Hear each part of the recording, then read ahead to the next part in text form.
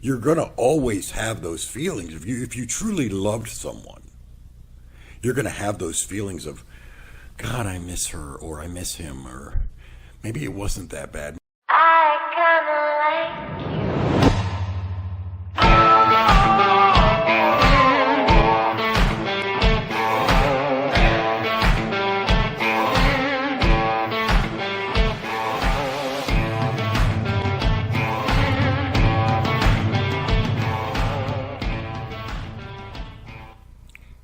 Hey everybody, this is the Relationship Life.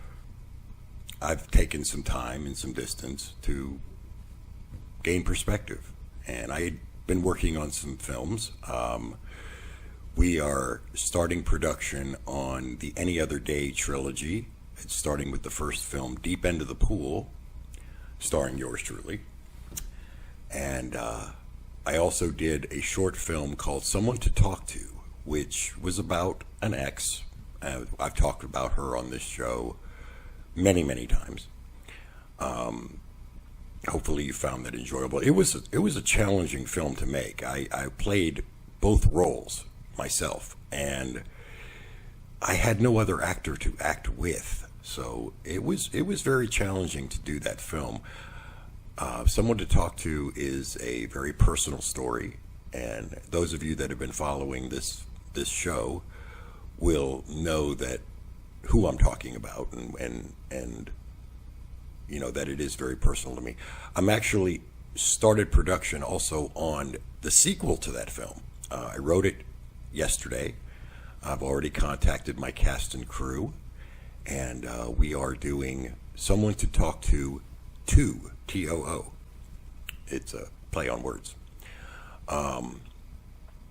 And it's still going to be directed by 11-year-old Cheyenne Lassiter. She directed our first film, and I know a lot of people are like, well, she's 11, she didn't direct the film. She didn't really direct the film. No, she really directed the film. I've got behind-the-scenes footage. I think I put it up on my page. And she's going to be directing the second film as well, so she did really good. I'm really proud of her. Those two films talk about time and distance, exactly what I'm talking about today. Make sure you subscribe, make sure you click that subscribe button and that bell button so that you can stay informed and you can see my live videos. Today I'm going to talk, as I said, about time and distance. It's a blessing and a curse. We've all had relationships end, and with time and distance, you can gain perspective. It won't hurt as much anymore. You know, they say that time heals all wounds, and it does to a certain extent. There are, of course, exceptions to that, but with time and distance, it doesn't sting as much. You start to forget, you start not to think about that person every day, and then it goes to maybe once a week that they cross your mind, and then once in a while, and it doesn't hurt as much.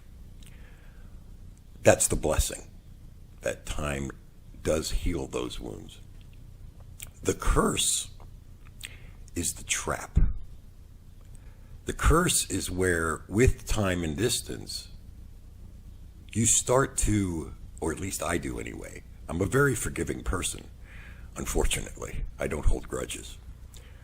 And with time and distance, sometimes, well, most of the time, I'll start to forget why I was mad. I'll start to forget why we ended things in the first place. That the betrayal and the pain, if there was any, subsides. The anger fades. And you become neutral to a certain extent. Case in point, had a recent relationship that ended. And it ended badly. And I was angry. Oh, I was pissed. I had to hate on that person. I had to hate her to get over her. There's a song by Selena Gomez called Lose You to Love Me. And she says in the song, I had to hate you to love me. I had to lose you to love me. I needed to hate you to love me.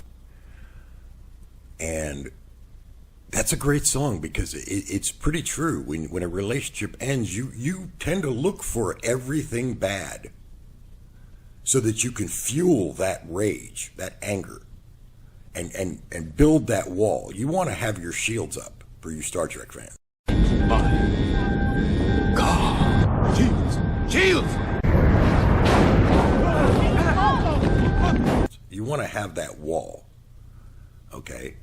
And the only way to do that is to use anger to your advantage. Damn it, Bones, you're a doctor. You know that pain and guilt can't be taken away with the wave of a magic wand.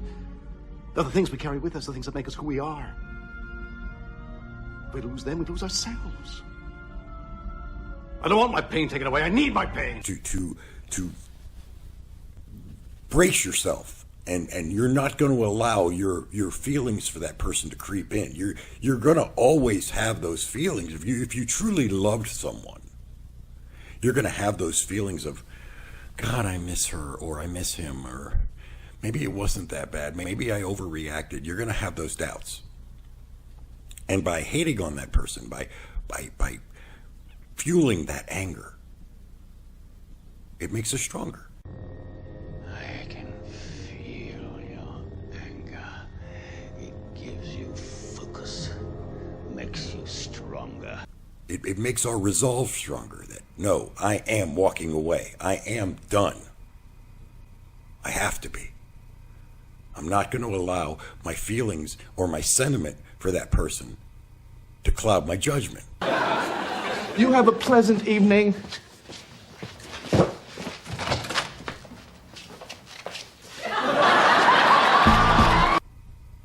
Well, that's where the curse comes in. With time and distance, that anger subsides. You don't hate on them anymore. You start to even look at, well, maybe it wasn't that bad. Maybe I was a little too judgmental. Maybe I was wrong. And you start to think, well, could we fix it? Maybe that person's changed. Maybe whoever I was mad at, my ex, not such a bad person. I overreacted, as I said. Maybe they've gone through some changes as well, and maybe they're ready to start again. It's a trap. Okay. This morning you said there was nothing so big that we couldn't work past it together. What the hell did I know? Look, there's got to be a way we can work past this. 99% of the time, it's a trap. Now, that's not to say that people don't change. I've known many people that have rekindled old relationships, and it was better than ever. You know, there's a song, "Love is better the second time around." It does happen, and it can happen, but it's rare. It is rare, and you have to be understanding of the fact that it is rare, and the odds of it working out, it's not likely. It's not likely. Recently, that happened to me. I had a person that I was very close to, and we ended things. And as I said, I had to hate on that person to get over them. And I did. Time healed that wound. I was able to look at that person as just someone from my past, someone I used to know. And I became okay with it. I reached a level of acceptance that it is over. Well, again, time bit me in the ass. Because I started to think, as I said, maybe I was wrong.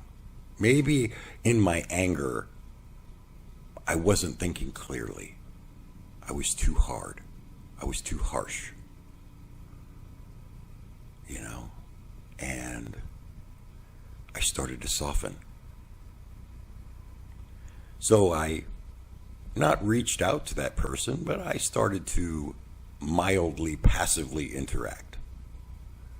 You know, that's one of the beauties of social media, is you can go to a person's page, an ex's page, and you can look and see what they've been up to.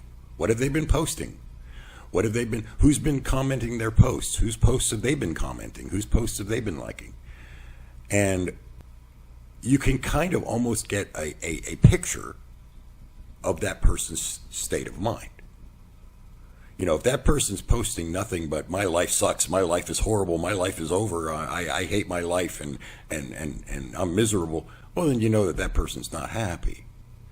But if they're posting things like, things are looking great, things are looking up, things are going to be wonderful, I'm happy, I'm doing good. Or you see they're in a new relationship. Oh, I found this person, and it says, in a relationship with so-and-so, and oh my God, it's wonderful. Then you kind of know, okay, that person's moved on. You know, great, good for them. That's the good thing about social media. The bad thing about social media is you can also see what they're doing and who they're doing it with, who they're talking to, who they're interacting with. And the curse, again, with time and distance is you start to forgive. You start to think, well, like I said, maybe I was a little too harsh. Well, I started looking around, you know, started checking things out. Wait, let's see where this person's head's at. And, yeah, I found out some things. And, you also have friends of friends of friends of friends that can report back to you if they're loyal. Oh, I saw that this person posted this, or this person said that, or I saw this person at a bar the other night, and he or she was hanging out with so-and-so, you know, or they were at a restaurant together, and man, they were all over each other. Kind of makes you feel stupid, doesn't it? You know, you start to think to yourself, well, maybe I can forgive, maybe we could rekindle, and then you realize that you were an afterthought. You're not even on their radar. They're not even thinking about you. Or worse, they're friends with your enemy. That you both had a mutual enemy. That one thing you had in common is you both hated a certain person. You both your dislike for a certain person was what you had in common. Oh, I can't stand that person. Oh, I hate that person too. Oh, wow, maybe we have something common. You know, enemy of my enemy is my friend. But then you look around and you realize, oh, this person's commenting your enemy's page. This person's posting or liking posts from your enemy's page. They're in contact with each other. They're talking to each other. They're interacting. There's no greater form of betrayal, no greater traitorous snake than someone who is friends with your enemy. It hurts. It sucks, because not only do you feel stupid for thinking that that person might have changed, that person might have been different, but you realize that everything that person told you was a lie. It was all a lie. And it hurts. So my advice is, when you end a relationship, walk away. Walk away with your head held high. If you have to hate on the person to get over them, do it, but realize that there is going to come a time when you're going to become vulnerable again. That with time and distance, you're going to start to forgive, even if that person hasn't apologized.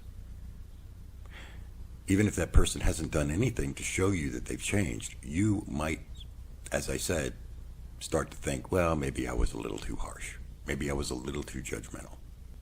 If there was a reason for you to walk away, hold fast to that reason and walk away. Don't look back. Don't look back unless that person gives you a reason to. And what I mean by that is they show you beyond a shadow of a doubt that they have changed, that they are making an effort, that they are willing to chase you to the point where they want to show you, in no uncertain terms, I'm different now. And I care about you, and I want to be part of your life. A person that makes that kind of effort might be a little worth looking at. But anyway, be good to each other. Be good to yourselves, and keep the faith. I will do a new show on the relationship life soon. I'll come up with a topic. If you have a topic you want me to discuss, send me a message. Tell me what you want to talk about. We'll talk about it. It's going to be a whole new ball game, people, and it's going to be fun. Have a great day. Bye-bye.